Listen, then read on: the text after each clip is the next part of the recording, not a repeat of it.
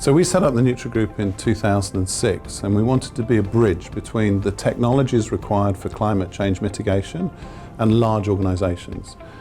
Typically large companies are pretty bad at engaging with small tech companies, and small tech companies where all the innovation exists are really find it very hard to engage with big companies. So we set up as a bridge between the two. We originally set up in London. We saw a fantastic opportunity in the UAE, so we moved the operations from the UK and Germany, where we were for 2006 to 2009. 2009 we moved to the UAE and set up various branch offices and holding company here. The Neutral Group consists of sector-specific subsidiaries. So we have Neutral Fuels, which looks after the biofuels segment, Neutral Assets, which looks after asset management and tracking. We have Neutral Software that looks after the software segment for everything that we do. And we've got a number of others that we're cooking at the moment.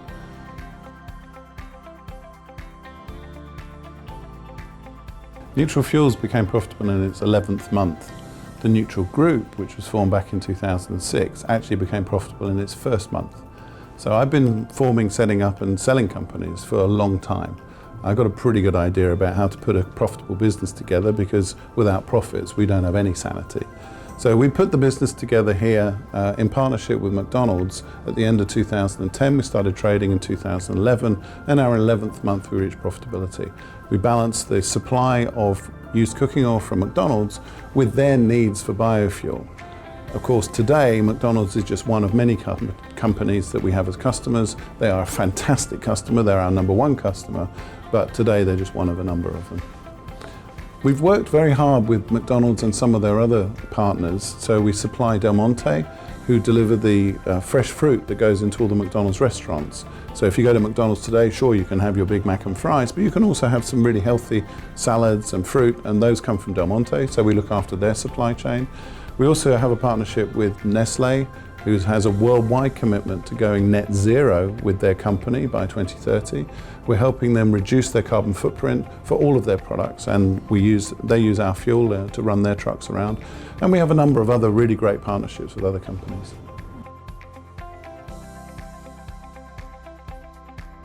Neutral Fuels is a better fuel. Our product is sold in a number of different ways, and we have a number of different solutions for different customers. For school buses, for example, we deliver out to the schools, so that means the school buses don't have to clog up the roads of Dubai, they don't have to block the fueling stations, and that allows us to fuel them more efficiently. It saves them time, it saves them man hours, and it saves them blocking up the roads for everybody else like you and me. For our other customers, we either put in a filling station so that they can fuel, in which case we keep track. We have an Internet of Things enabled cloud server, which keeps track of the amount of fuel that they use in each of their vehicles. And that then allows us to reduce their fuel consumption by improving their fuel economy. For other customers, they come to us, and we help them by filling up, keeping track of all of their records. We keep track of their fuel consumption by driver and by vehicle. So that again helps us to drive fuel economy for them. The fuel is better in terms of chemical composition. It helps the engines last longer and run quieter. So biofuel, not only is it good for the planet, but it's also good for the engine, and it's good for your bank balance.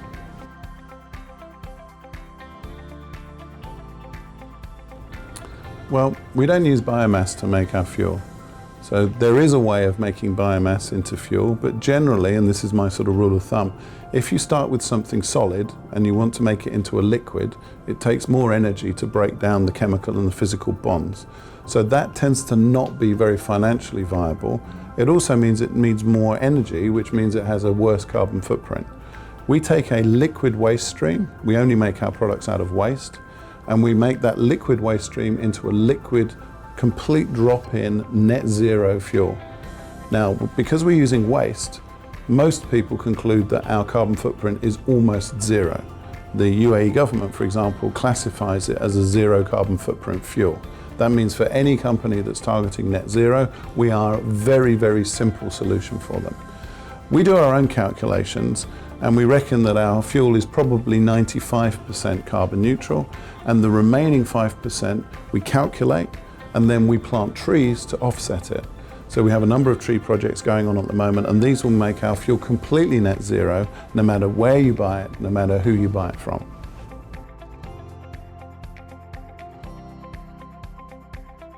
So the big problem with the waste stream is that there's only a limited amount. So the amount of biofuel that we can produce is totally dependent on how much waste material there is. Of course, in different countries, there's different quantities of waste material. Here in Dubai, currently we think we're processing about 10% of the available waste stream into biofuel. And in each of the countries that we go to, we think it might end up being 10, 20% of the available waste stream. We've been able to make biofuel out of all sorts of different waste streams. Currently, we're mostly use cooking oil for your French fries and your chicken McNuggets, but we're also able to make it out of ghee, out of butter. We've done projects making it out of all sorts of weird and wonderful waste streams. And that's really the constraint on how much we can grow. As long as there's plenty of humans, there's plenty of waste. As long as there's plenty of waste, we can make plenty of biofuel.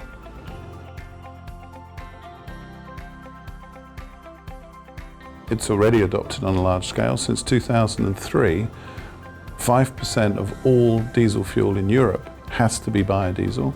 They recently increased that to 7%. There's now 64 countries around the world which have mandated that biodiesel must be in all drop of diesel. The Indian government's recently mandated that they want to go to 10% with all of their diesel fuel being partly biodiesel. There is a huge, massive adoption of this. Most people don't notice because it's not separately labelled.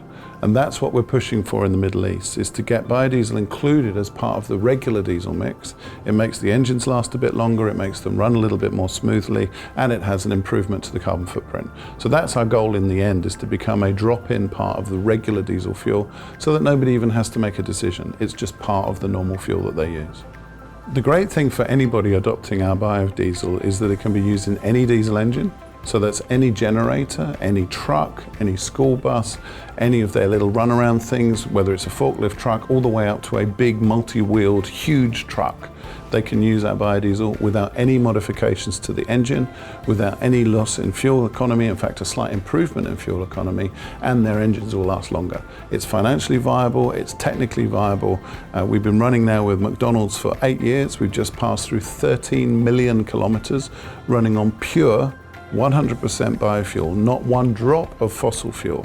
So when you've been in the last 8 years and bought your McDonald's, your Big Mac and fries, that's actually been delivered to the restaurant using a completely zero carbon footprint fuel. And that's what every organization should be doing. They should take their lead from people like McDonald's and Nestle and adopt this fuel everywhere.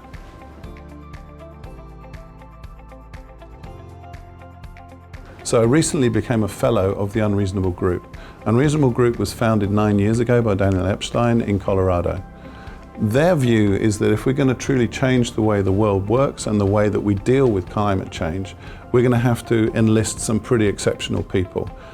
We need to take innovation to the next step, and the sort of people that innovate tend to be entrepreneurs.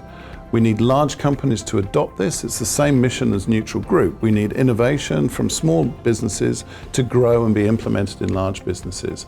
So I became part of the Unreasonable Group to join up with all of these other companies and all of their backers. So today there's over 200 companies involved with the Unreasonable Group, and there's more than 900 funders and mentors helping us achieve completely impossible things.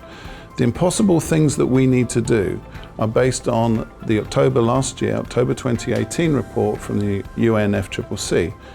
We have to change the way that our entire global economy works. In order to have a chance, a 50% chance of staying under the 1.5 degrees, we have, as a species, to take all of our lives, all of our businesses to net zero by 2050. Now, we're now seeing that there's more than 790 companies declared net zero goals. There's more than 70 countries that have now declared net zero goals. I'm just waiting for the day when the UAE says we're going to be net zero. It's coming because the world pressure is on us to do it.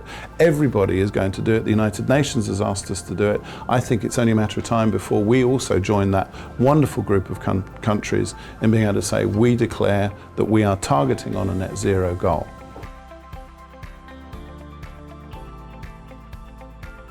So Mohammed bin Rashid Accelerator is for established businesses that want to accelerate beyond where they currently are. So yes, we're established, yes, we're profitable, we've grown more than 1,000% in the last 5 years. We want to accelerate further. We want to go even beyond that. Now for us that means expanding geographically and taking what we've done here and cookie cuttering this into, at the moment, 16 new countries. That's our target for the next 4 years. But we want to take this out to as many places as we possibly can. That requires changes to structure, changes to strategy, and certain implementations. And we're working with the team at Mohammed bin Rashid Innovation Accelerator, which is largely an Ernst & Young team, to help us with the thinking that goes into that strategic change. And it is fundamental that accelerators aren't just for small companies. They're for companies that actually want to make a huge difference on a planetary scale. And in order to do that, we just have to accelerate.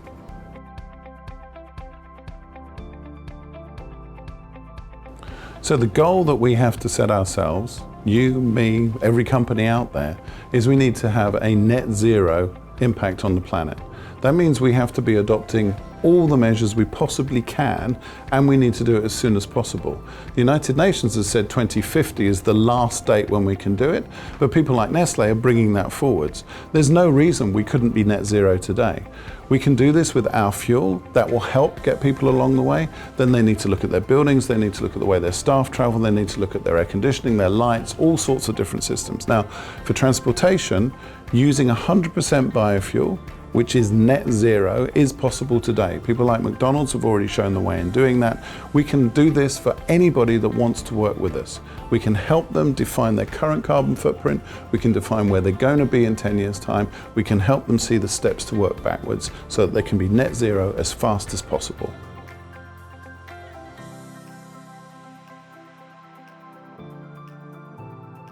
Well, I would challenge the fact that Greta's leading anything. I would say that she's an interesting spokesperson who's putting forward her opinion on what needs to happen. There's certainly been a change in the zeitgeist in the last 12 months. Since the United Nations issued their report saying that if we're going to stay below 1.5 degrees, we have to get to net zero. Net zero is a great term because it means something. It's numeric. Saying we need to be green, or we need to be sustainable, or we need to be climate friendly does not have a number associated with it. So I'm delighted that she's focused in on the net zero goal. It's something we've been pushing for more than 10 years, but I'm delighted we've now got a numeric figure coupled with science-based targets being adopted by many, many companies. That means we've actually got a numeric way of moving forwards. We can see the direct impact of all of our actions, and we can calculate it to 2 decimal places. Coming back to your essential question, what role can the youth play? Everybody out there has a vested interest in fixing this. I don't care whether you're young, middle-aged, or old. There's only one planet. We are the only species capable of really making a mess of our own environment like this, and we've got to do something about it. Young people really are passionate about doing something about this. I've got 3 kids. They really care about doing something about this. But older people also care as well. We want to leave this planet in a better state than we inherited it from our parents. And that's something we need to do for our kids and for our grandchildren. So everybody needs to work together. What can we do as individuals? Everybody in the UAE has somebody in the family that works for a company.